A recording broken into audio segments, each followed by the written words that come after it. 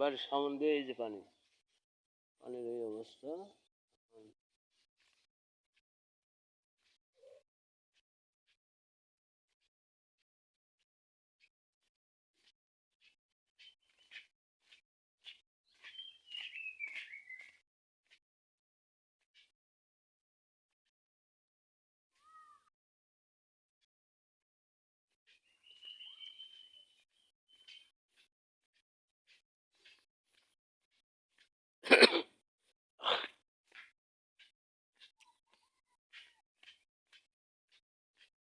পানির জন্য হাহাকার ছিল, আর এখন পানি বেশি হয়ে গেছে।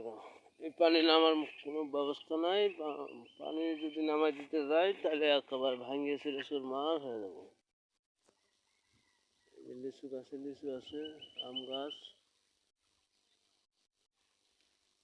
এই পানি নামাইতে গেলে একবার ভাঙিয়ে ছিল চুরমার হয়ে যাবো।